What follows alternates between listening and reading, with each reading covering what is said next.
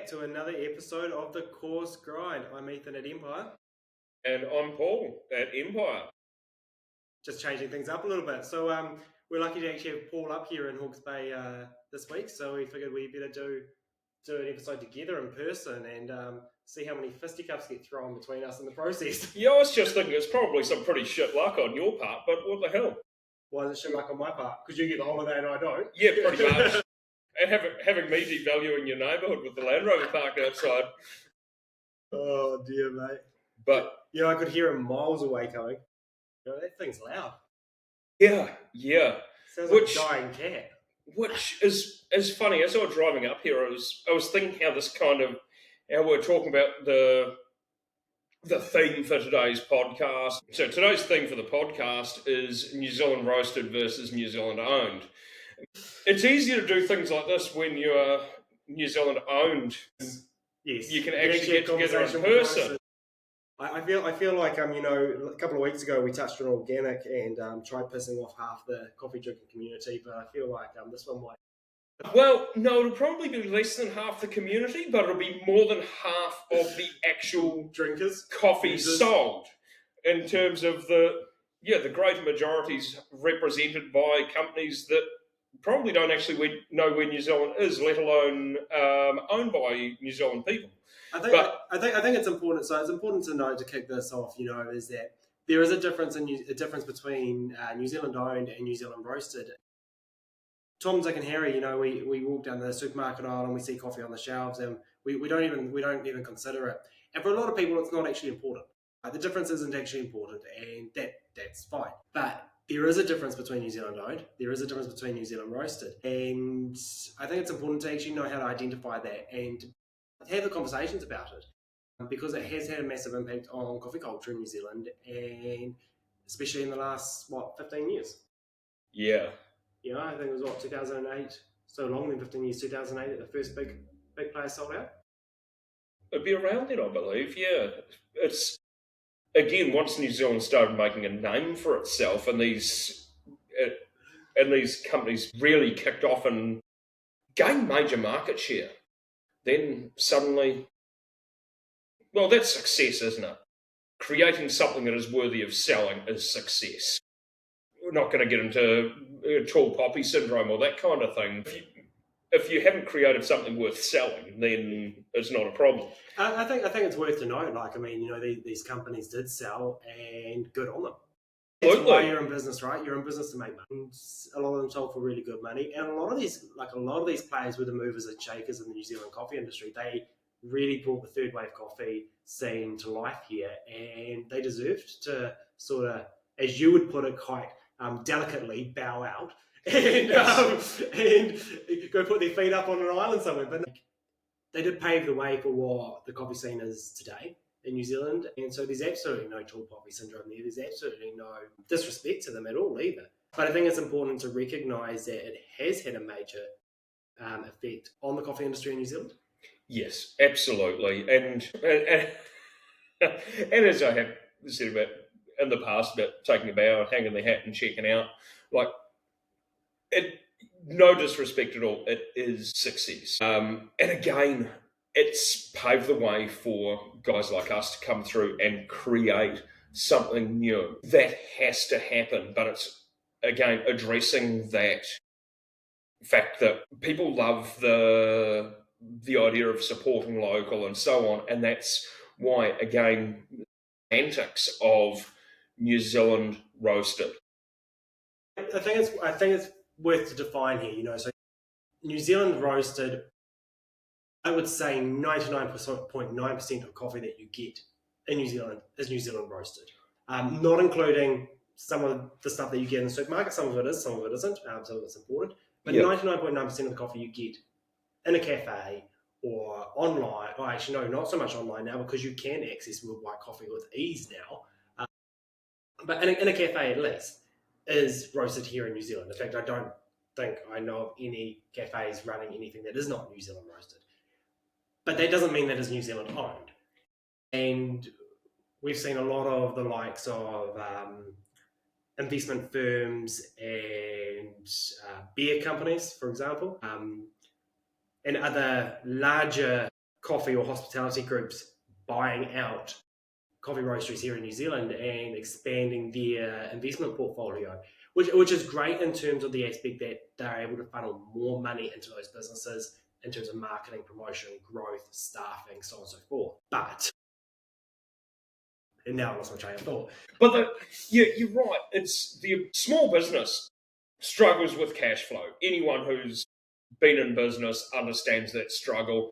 I think anyone who's on wages or even on a benefit at the moment understands the struggle of cash flow. So having somebody come in with a big checkbook and say, "Here, we'll take your problems off your hands and make them our own." Well, that's the thing. And again, that ability to take what was arguably some of these breweries taking on what we'd regard as a large coffee roaster, very small in comparison to some of these breweries that are very well established, but being able to put their marketing team behind it, spend the money, and grow these things is brilliant. And as you say about most coffee that is served being roasted in New Zealand, it'd be absolutely absurd to roast it overseas and ship it over here in terms of logistics and otherwise. But that's where, as I say, that semantics come in, that it will be marketed as New Zealand roasted because they can't claim New Zealand owned in some cases. I think, it's fair to say that the large companies also have to deal with the cash flow issues, but their cash flow issues are definitely different to ours and definitely larger. And the roastery side of their businesses, like you said, is a very small portion of their overall investment portfolio. So the cash flow pain there isn't anywhere near as bad. I think that the big thing, and we saw this, I believe it was the owners of Rice Coffee, had an interview beginning of the year or end of last year when they talked about the change in the culture. And they're in the industry roasting prior to my time. Been around for a long time.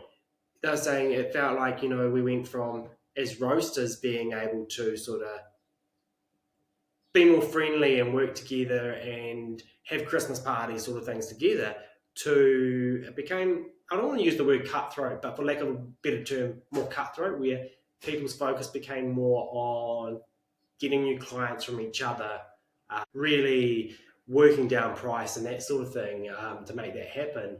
Whereas before, it was just a much more friendly atmosphere where people sort of respected the boundaries of other roasters' clients. I haven't really articulated that well at all, but there's just been that definite shift in culture. And I think around the same time, we saw that shift in culture with cafes, where these bigger players, because they had more cash flow to work with, we saw more and more freebies thrown into cafe clients with coffee machines and grinders and stuff. And not so much like prior to that time, there would have been as well, but you would have been looking more if you're doing 40, 50 kilos a week. Now it's like, you're doing 10 kilos a week, here's a brand new coffee machine. Well, that's the thing. And again, going back to It's Just Coffee? I can't remember what It's podcast Just Coffee it was. podcast. Yeah, we're, again, going back to Andrew from Coffee Supreme, saying back 15 years ago, your cafes were 40, 50 kilo a week. And so it was more justifiable, whereas now...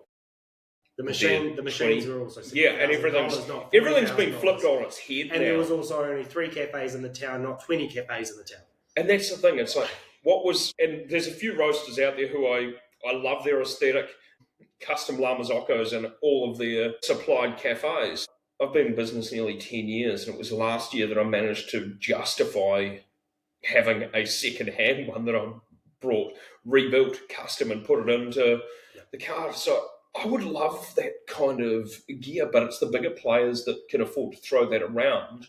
And again, this is something we'll touch on in the future. Of like, those things look cool. People like that aesthetic when they walk into a cafe. And it is the bigger players that do play a lot of that game and can, which, hey, if I could play that game, absolutely I would. But I think we're getting a little bit off. I think that also that creates that magpie effect, right? So if I'm setting up a cafe and I'm looking for a coffee supplier, I've got that magpie effect because, I walk into a cafe that's owned by X, Y, and Z, that's supplied by X, Y, and Z, and I see this flashy equipment and this flashy sign, and I go onto the socials and I see this flashy posts sort of thing that's got a $5,000 an hour marketing team, not $5,000 an hour, but behind them, right? I'm like, cool, these are the guys I want. It's that magpie effect because I'm attracted instantly to that. And I think a lot of times the way you package something is more powerful and more important than what's packaged into it. Perception. Perception is perceived as more value than what's actually packaged into it. We're lucky here in the Hawke's Bay that we have 7 coffee roasters, and not a single one of those 7 coffee roasters are owned outside of New Zealand. They're all independently owned. They're all owned by people here working in their businesses. And I think a couple of them might have taken a bit of a step back now, but it's still got relative hands-on. But the great thing is that means that, you can walk in there and you can talk to the owner. You can have that conversation. You feel that connection. And both as a wholesale partner and as a guest into a cafe or coffee shop, you are never going to get better than service from an owner. Absolutely. Because the reality is that the owner knows where that money's going. That he knows where that profit's going. You as a client is important to their bottom line. Whereas any employee, you're not going to get that same level of care and love. And that's not to say that that is the rule. I have known some owners of cafes that really should not have been in hospitality. And I'm sitting right here. I've known some employees as well that really should be owning a place because they've got that love and compassion. Yes. But there's definitely a difference in care factor from what you're going to get from an owner who is here bleeding in their business than an owner who's sitting in an armchair in a boardroom over in Tokyo. The owner knows the why. They know why they stepped away from their day job to start something of a vision that only they could see. They're the one that was awake in the middle of the night thinking, but what if I try this? Will this be my breakthrough? They're the ones, again, who have built these really big brands that have now been sold that, again, that overnight success that took 4,000 nights. They're the ones who have worked away in the background. And so I guess going back to the part of the premise of the whole episode today is they're the ones that have innovated and brought these things to the forefront, that are trying new things, that are there sharing the knowledge, sharing the passion, doing the hands-on stuff because they know the why, and recognizing those New Zealand-owned businesses, the small ones, and again some not so small ones who I'm not going to name because I don't want to show favourites. They're the ones that help to move things forward. They're still involved. They've still got the passion. And it's also that it takes a village. I think it's worth noting that, we actually received an email from the Independent Coffee Roasters of New Zealand organisers earlier today, and it was noted there that they have 146 plus independent coffees in New Zealand listed. Whereas of these larger companies, there might be a dozen. But the kicker is, and without knowing the actual percentages, because it would be impossible to find those percentages, I would say that dozen probably controls 65% of coffee supply in New Zealand. Yeah, I would probably say even higher than that. And when you break it down even further, some of that dozen actually drops down to, say, 8 companies, because then you start looking at parent companies, right, who own 2 or 3 of those brands. Yeah. And so what they do with those 2 or the 3 of those brands, they'll go knock on the door of one cafe and say, here, start using our coffee. This is coffee number A. And then they'll go to the one cafe next door and say, cool, you want to use our coffee too? Here's coffee number B. 2 different brands. So to the consumer, no different, right? Yeah. You only know if you start looking into it or finding out about it or are really that geeky about it. And I just want to put out there, just again, in terms of supporting locally owned coffee roasters, that Ethan's coffee is much, much better than his knowledge of the numeric and alphabetical system. A and B aren't numbers. Well, I'm glad to know my coffee's better than that. Paul, tell me then, as a consumer, why, for lack of my better words, why the fuck should I care? Why should I care when I'm walking down the supermarket aisle, if the bag of coffee I'm grabbing is from a New Zealand owned or not? Maximum impact for your local community. 100%. I think for me, particularly what it comes down to is that bottom line, is that profit, right? Yeah. So where is that profit going? And you might care, you might not care, but I'm a firm believer in putting money back into New Zealand's economy, and that means spending money in New Zealand stores, not on Temu. Yep. Yep. Now we probably are going to get sued. There goes your social credit score. Right, I need to refresh on my insurance. But, it's about putting money back into our local economy, the small businesses, local schools, so on and so forth. And so if we're buying from New Zealand-owned companies, they're not going to make a big bashy thing. We've got to go and spend our profits down at X, Y, and Z butchery. But they are going to spend their profits at X, Y, and Z butchery. They are going to spend it with their local greengrocer, with their local bookstore, with their local whatnot, or with a New Zealand company, because that's what we do. We buy, whether it's intentionally buying local or not, we don't order our groceries from back in Australia, even if half of it is Australian product. And yes, we might take some of that profit offshore because we want to go on a holiday, and that's all well and good. But I can guarantee you that we're going to spend more, on a percentage basis, we're going to spend more of our money, more of our profit onshore in New Zealand than someone from Europe or Asia or America who owns a company here is going to spend their profit. And again, we have, as small business, you have connections with small business people. We don't have an in-house design team based in LA, for instance. Sorry, I need to change my cap. There you go, in-house design team. Yeah, absolutely. In-house design team. Generally speaking, small business, you're working with your local printer to get your packaging done. You're working with local suppliers. Everything's that much more community-based. It's rather than, again, we all know how multinational companies work. There's so many more tiers of management, so many more people clipping the ticket. I mean, it could be argued, that these bigger corporations or bigger companies, they've got more skin in the game, and so to handle having more skin in the game, they've got more employees. So they're paying more employees who are then spending that money into the local economy. So there is the other side of it. But I like to look at business and sort of its core principle and value. And to me, I would rather support a business where I knew that the owner's profits were going back into our community. So it comes down to the owner. It doesn't come down to the employees. To me, it comes down to that owner. Yeah, and it comes down to relationships. My entire approach to wholesale is, if there's a problem, ring me and say, Paul, you've been a dick. Sort it out. That's the thing. It's being able to, I think we've touched on it before with your local cafe, being able to get that advice and so on. Damn, I can't find your phone number. Can't find my phone number. I was going to call you and tell you you're being a dick. Yeah, you're not a wholesale customer, but look, I'll give you my card and we can have a bit of a chat about this once it's over. So you talk to me about how we can improve your coffee game. If I got better clientele, that would be a great start. Well, that is true.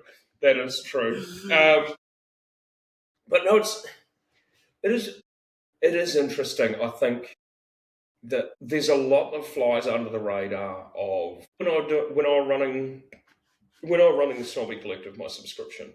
I had a spreadsheet of all the roasters that I could find in New Zealand, and this is going back 2019, 6 years ago. I hadn't cracked 100 roasters to find that there's over 140 New Zealand owned. I'd like to say that back then there was probably closer to 250. Well, we did talk about small batch and that sort of thing recently too. In all seriousness, though, is that we see so many people so many new brands popping up every single week in New Zealand, where a lot of it is. Excuse me, I'm allergic to Ethan's bullshit. But it is, it's a person who's bought themselves a coffee roaster and decides they're going to start selling, and they're selling at a retail level. They're not selling at a wholesale. Yes. And that's perfectly fine, because that gives us variance in the market. Absolutely. And not every roaster needs to be a wholesale-based roaster. No. And the thing is, some of these small roasters, and again, I say this from my perspective, come into it with a clean slate approach. They've got a vision in mind, they've found a particular roasting style they like, and they will experiment and do some quite innovative things. Whereas your bigger roasters, it's almost become a game of Chinese whispers, which I actually learnt recently that game in China was called telephone. So, incredibly racist the way we've called it that. But yeah, it's become a game of telephone where the people who started the brand and had that vision of what they wanted have had to pass that vision on pass the vision on, and there's been a few roasters out there who have evolved from that second wave into third wave and doing some very, very cool things. But it's very hard for somebody 6 generations of head roaster down the line to understand the vibe and have the passion. Passion can't be taught. You can employ the right person if you've got the right company culture and that sort of thing. I know there are some companies out there that do amazing things. There's also some guys out there who have been on the tools since the early 90s. And some of the roasters that I actually admire the most, won't take much of a Google to find out who they are. And I actually owe some of them my success. So you're going to say you owe them some money. Look, I didn't want to remind them of that if they're listening. So, guys, it's a miscommunication. No, he's not up here spending your money on a holiday. But it's some of these little guys who are taking these small home roast, like the little 1 kilo roasters, roasting in small batches and otherwise, and doing some really cool things and bringing new passion. And I think that's the important thing about New Zealand roasters, and again, especially smaller roasters or roasters where the people who started it are still engaged. And it's not entirely about supporting local, though that is huge. It's about supporting the passion, because that's what moves an industry forward, be it the coffee industry, be it anything. And again, you've seen a lot of businesses, especially hospo businesses, close in recent times, blaming COVID, blaming cycle lanes and things like that. And in some cases, I'd say we need, or I've certainly questioned, have they lost the passion? Have they lost the innovation? And I say this having closed the Village Snob, my business of nearly 9.5 years, not so much because I'd lost the passion, but because I'd lost the ability to innovate and do something new out of that space. I've needed to pick up on something new and move forward to stay relevant, to, and again, perceive value, to give my customers value from what they're spending their money on, because there's a difference between cost and value. And that's why I say, like, if you're just trying to find the cheapest or the roaster with the most benefits in terms of flashy gear or that sort of thing, you are potentially competing in a race to the bottom. Like, if you're focused solely on price, your customers will be focused solely on price. And then whoever's cheaper is always going to win your customers, as opposed to, I think, Filter Magazine, Brew by Jay, I think even Perfect Daily Grind may have touched on this recently, that the most important thing in coffee or in hospitality is building community. So hospitality, and I think that's what we need to, everybody needs to be focusing on. Again, it's another point to come back to is, with your New Zealand roasters, and again, your smaller roasters, where your owners are hands-on, it's that relationship. You know who you're speaking to on the end of the phone when you have an issue. You know, if you go into their flagship cafe, you know who's on the tools and roasting. You know that there's not that high turnover of staff. Like, it's just that bit more, that, I guess, transparency is probably the buzzword to use. I think that's the big thing, as a wholesale partner. If I've got and I can pick up the phone and I can talk to the owner directly, right? Whether it be today, whether it be in 5 years' time, whether it be in 10 years' time, because I've built that relationship. But I'm getting to deal with the owner, who is the person that cares the most about the business. Out of anyone in that business, they care the most about the business and what happens in that business. I'm going to, 1, get a better level of service. I'm going to, 2, feel more heard. And I'm going to, 3, not worry that next time I pick up that phone, somebody else is going to answer it. Yes. And I think that's a big thing, because when you're dealing with these bigger companies work in the similar sort of systems as other bigger companies where they are working with sales reps. Nothing against sales reps. But 3 years in, the sales rep decides to go to another job. Right? Yes. So that relationship starts again. Yes, you've still got a relationship with the brand, but you don't have a relationship in the brand as much. I think this is mitigated by a lot of companies who will have sort of maybe 2 or 3 people that you'll deal with. So you might have somebody who is their accounts manager, and that's the person you handle for all your account queries, issues, so on and so forth. And then you might have their trainer, and different people doing different things, so that even if one of them goes, you've still got that relationship that carries on through while you build the next one. But it does make it harder, and part of you will start to feel like you're just a number in the game. Whereas if I've got a client, I'd rather than pick up the phone and call me and say, hey, Ethan, shit's hit the fan, fix it. Don't call me and say shit's hit the fan and fix it. Don't call me and say, but you've got that number, you've got that relationship, and it's one of the things that I say to all of my wholesale clients and all of those that I approach is that you will always get me. Yes. From the day that you join and become a partner with me to either the day that I lock my doors or I sell off, you will always get me. Yes. Now, that's not to say that later on down the track I might not have to hire somebody in to be an account manager, and any new accounts will filter through to them. Yes. And then we work out how that part of our synergy works. But for right now, everyone deals with me. I think that's important because it means that there is that relationship there, there is accountability there, there's transparency there. And at the end of it all, coffee as a product is a phenomenal product. But as a business, doesn't matter without the partners. Absolutely. You don't have a business if you don't have clients, right? Yeah. You don't have a business if you don't have partners or guests or whatever business you're in. You don't have a business. You just have a hobby that's costing you a shitload of money. Interesting thing from that email that we got from the Independent Coffee Roasters group was that, they're trying to gather information. Can we get some events going? Can we get some different ideas happening, so on and so forth, of working together? And one of the key things that I took away from that was that she said it is not a competition. No, and I think that's important, is that I would say 90%, I'm not going to say all, but I would say 90% of independent coffee roasters in New Zealand don't look at each other as competition. No, absolutely there not. There are some that definitely do, but I would say majority, not in terms of, we're competition in terms of business, but we're not it's not such a cutthroat game. We don't have shareholders still a mutual respect. Yeah. I think though, and that's not to say that there's no respect from the large companies. I think the large companies just don't have to show that respect. And the thing is, they don't have to. They don't have to think about us. Going back to what you're saying before about account managers, and that's the thing when you've got owners, no owners. An account manager is a salesperson. Is a slightly more palatable way of saying salesperson. Their aim is to grow the business. And I wouldn't say at whatever the cost, but their focus is sales and growing the business and moving forward. And so at the end of the day, they can be a little bit more ruthless in that because they're trying to increase their numbers. They have targets. Don't get me wrong, as business owners, you have targets. It's called the 20th of the month. Their skin in the game's not there, right? Yeah, their skin in the game's not there. For them, a lot of them, it's commission, right? Yes, and so they can move on to somebody else.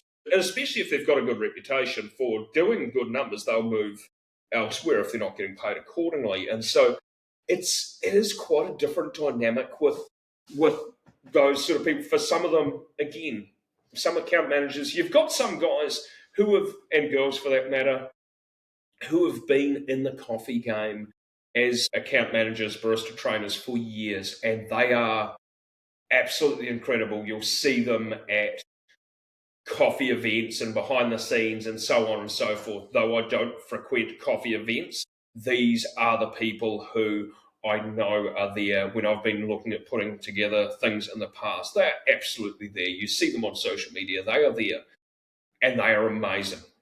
I think it's worth going back a second too, and I think that was probably one of the biggest parts of the change was the sudden amount of equipment that was thrown to cafes, because it meant, one, as a cafe owner, it felt easier to set up a cafe or to change suppliers. Absolutely. But also, that's where it became so much harder for the independent players, because it became, the bigger players created this sort of culture where it was normal for low prices, brand new equipment or close to brand new equipment, as part of the package. And independent roasters couldn't compete with that. And I think a lot of that was because, these companies brought out the roasters and said, okay, now we've got to start getting returns on this. We need to pump new accounts into the system to start getting returns on this. How do we do this? This is an easy way through. And so it became a culture, a mindset that I want to start a cafe, I want to start a coffee cart. Well, it's my coffee supplier's responsibility to supply that equipment for me. This is not to say we don't supply equipment. We do have some wholesale partners that we do supply equipment to. We very rarely do. We try to avoid it as much as possible. And a couple of the reasons for that, one of the main reasons for that is if you don't own your equipment and you suddenly decide, you know what, it's time for me to change supplier, well, you've restricted yourself because the chances are you're not going to get the price rate that you currently got because times have changed since when you locked in your price rate. Yeah. And so one way or another, you're going to be paying more per kilo. And you've restricted yourself to either having to go to another supplier that's going to give you equipment or going and buying equipment yourself. Yeah. You're actually better, in my opinion, to buy that equipment yourself from the get-go so that you've got that flexibility. And you don't have the risk factor. I know of somebody who, I do not agree with the way they did it, but they decided to change coffee supplier while didn't notify the original supplier of that change. We're planning to a week later, apparently, when their new coffee equipment arrived to replace the stuff that their original supplier was supplying, and that supplier found out. And Friday lunchtime, walked in there and yanked out the equipment. And that's the reality. And 100%, I would have done the exact same thing. Yeah, right? I've heard the same things. That's the sort of factors, you can't just make that change. Whereas I know people that own their own equipment because that way they don't feel locked in or tied into a supply. Absolutely. If they want to change, they can change. They have that freedom and flexibility to. And it's that level of independence in yourself as a business. And it's, I guess, as you're saying, it's relationships. If you've got more skin in the game, if your wholesale custom isn't tied to you because of inconvenience. And this is something that I've heard from cafe owners in the past, that we're not really happy with the service we're getting, but it's overwhelming to change because the roastery supplies the equipment. And it's like you go from one grinder to another or a new machine. There are little idiosyncrasies with that. Like, I even found this on Saturday. I'm there talking with one of my customers who's been a barista longer than I have. And I just put my 2 group into Ngāporo, and it's got volumetrics. I've used this machine 4 days a week for the last 18 months, but I put it into a space where I had a manual machine. Again, a 3 group Lamazocco, identical machine, except for it didn't have volumetrics, and I'm standing there watching the readout on the panel about to stop these shots. Hang on, this has volumetrics, it will automatically stop. It's little things like that mess you up in a rush. If you've got staff who aren't as confident, it's going to mess them up. And these things do overwhelm. And again, so it's a strategic move. And don't get me wrong, there's a lot of reasons why people go into supplying equipment and so on. At the end of the day, you'll be paying more to a supplier that is supplying equipment per kilo, because that's a return on investment they have to get back. I think also, you want to have a relationship with your roaster, where the roaster cares about your business, but where you can also care about their business more. Yes. And it's harder to care about a business that's not New Zealand owned, whether you realise it or it's subconscious or not, as much as you do about one that is. And on the equipment aspect, if I have to go put $10,000, $12,000 worth of equipment into your cafe for you to come over, right? Versus you just coming over because you've got your own equipment, by me not having to invest that extra money into your cafe, it keeps money into my pocket to keep circulating and to be able to actually grow my business and to be able to do more, which actually benefits the cafe as well. Whereas if I'm having to invest my money into equipment just to get this cafe over, well, my margins are already not shot, but they're cut right down. Yeah. It decreases my growth ability, my ability to do new things and exciting things and different things, and we'd love to be able to, but it makes it harder. So I think as a taking the cafe partners out of it, right? Yeah. As somebody, just a general consumer who buys from the supermarket or buys from wherever, I think the biggest thing is, again, it's that relationship. You can go and have that relationship with your local roaster. It's knowing that if you have an issue with the product you purchased, you can get results that care. Yeah.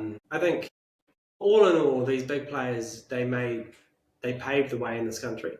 And now, not that they get to sit back, but they've had to change the way they do things. It's a numbers game. It's a numbers game for everybody, but big players, and again, I think if you look back, the guys that have grown to be really big, suddenly the number of offerings they have are smaller because it is a numbers game.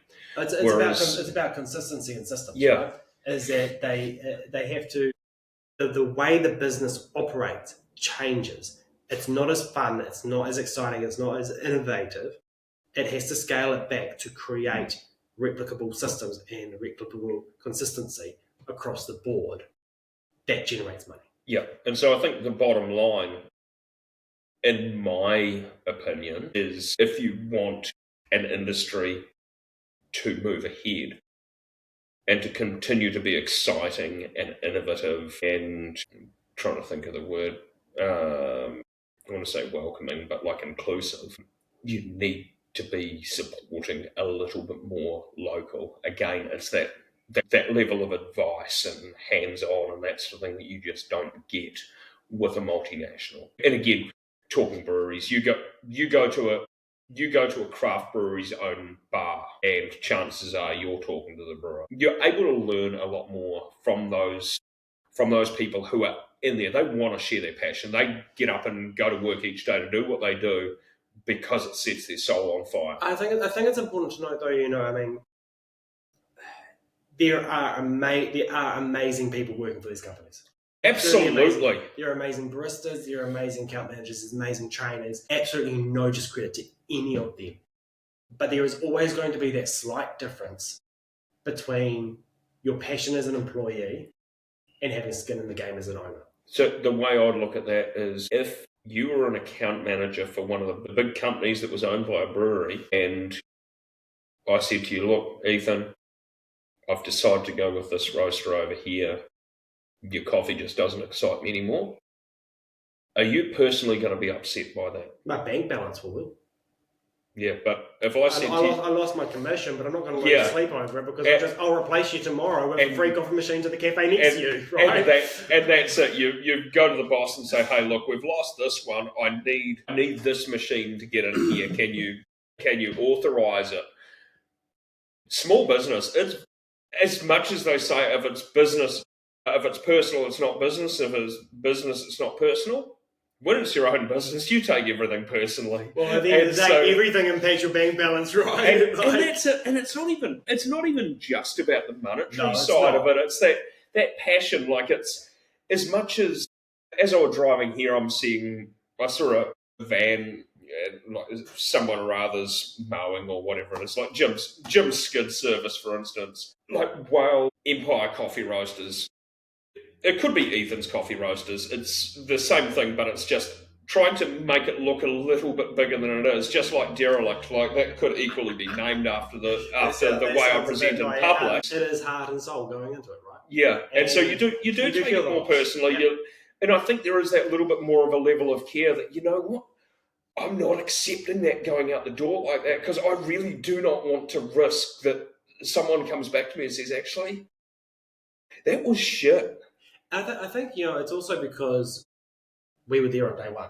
Yes. We installed the roaster, we dropped the first roast, we developed the beans, we were there from day one, we poured our blood, sweat and tears to get to where we are today. We did the weeks without having paychecks, or the months without having paychecks. We went through all of that. We took things like COVID or the cyclone personally because it did hurt us. We did feel it more. Yeah. We felt it much more than a person sitting over in the middle of the Baltics looking at his investment portfolio. Right? And the other thing that's the thing. Shit, they made less money. Oh, well. New Zealand roasters, I guess, especially there's a lot of focus on the small ones because a lot of us are very, very small. We see these little wins of new customers coming in and coming back for the first time. You see these new names online. You think, how did they hear about us? Those little purchases to these little roasters, it actually means quite a lot.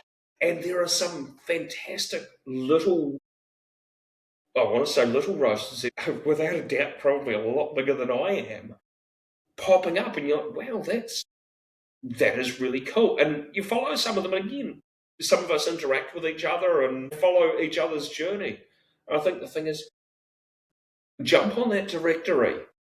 Think, you know what? I don't need to buy from a brewery unless I'm buying beer. So maybe I'll support one of these little roasters this week. Make someone's day. And you know what? I would 9 times out of 10 run a beer company that's owned by a bunch of people in another country. Absolutely. Yeah, it costs me more. But the thing is, I enjoy it more too. Well, that's a comment that I made quite a while back about these things. If you're buying craft beer, you're buying it to enjoy the experience, enjoy the taste. If you're just going to buy a slab to get plastered, then you're going to buy the cheapest, nastiest stuff there is. I think also as a consumer, though, you appreciate the wins as well as a consumer more for someone who's independent. I watched, for example, Brave Brewery here in Hawke's Bay. They won a major award, and I'm sorry, I cannot remember what it was, but I know it was a major award about a month ago. Yeah. I love Brave's brews. I love them.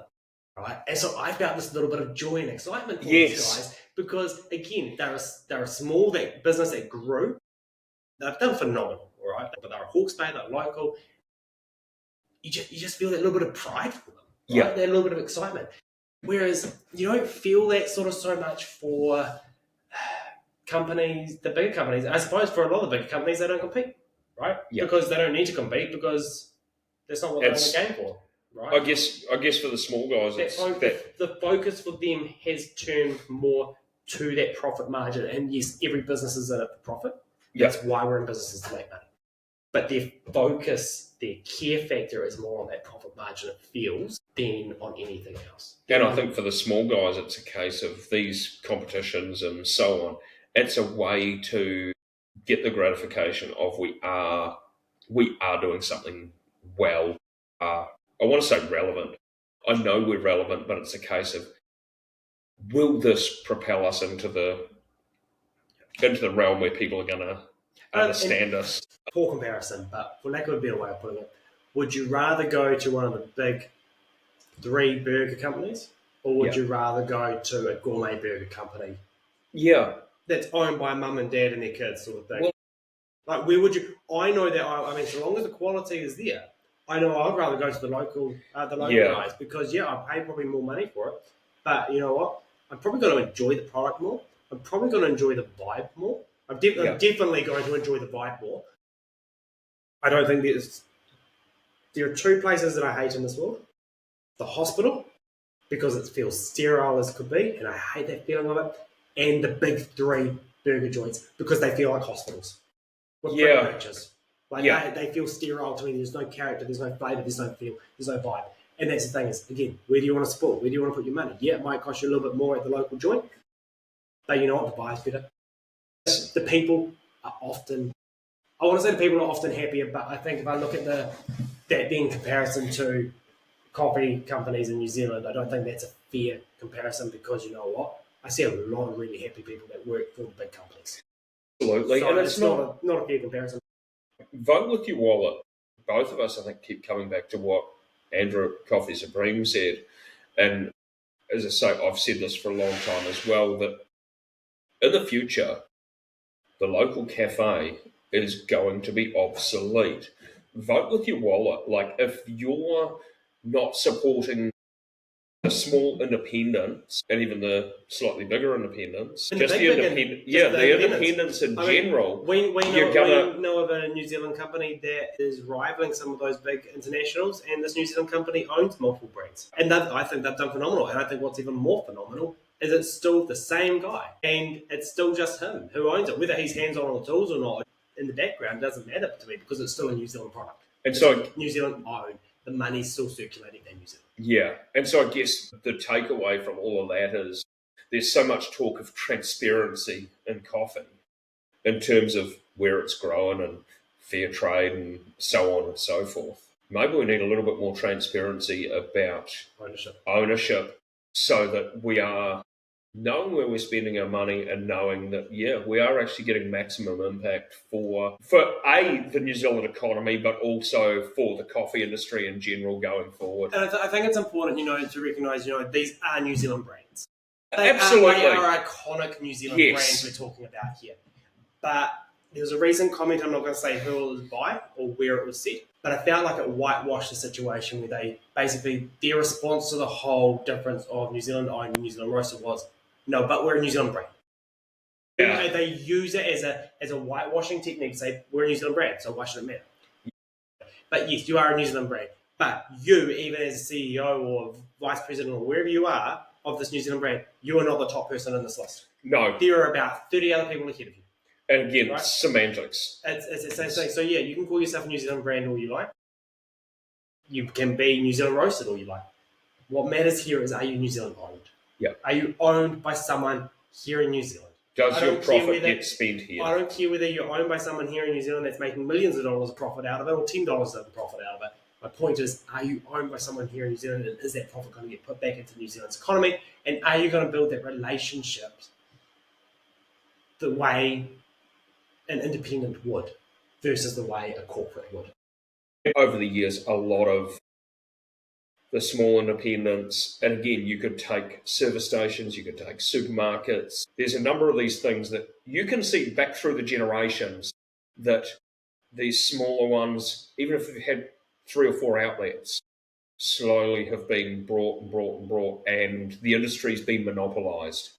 And so I guess that is, again, where the crew from Ripe have come about with this New Zealand roasted versus New Zealand owned, like giving these little guys a little bit more of a voice and saying, hey, let's not lose our entire identity as a coffee industry in New Zealand. And arguably New Zealand is one of the most iconic coffee industries. Melbourne will argue with us on that, so fight me. I guess it really comes down to just being aware of that. We wanted to address that little issue of New Zealand roasted versus New Zealand owned. And again, shout out to the guys at Ripe for putting their head above the parapet and making some noise about this and trying to bring it to the forefront, even if the mainstream media, which we've had discussions about going after the low-hanging fruit.